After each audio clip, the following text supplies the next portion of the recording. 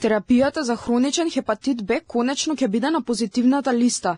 Навремени резултати од скрининг тестирања за пациентите на место чекање 3 месеци.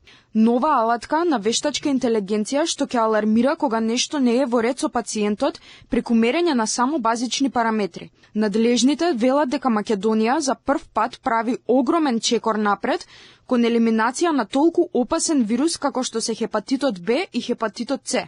Цениме дека здравството мора да превенира, затоа овие програми се многу битни за нас како институција, исто така се дел од нашите политики во здравствениот систем.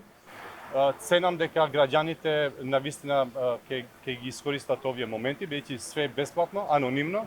Како дел од програмата за превенција, низ повеќе градови се поставени мобилни пунктови за бесплатно и анонимно тестирање со цел рано откривање на хепатитис Б, хепатитис С и ХИВ.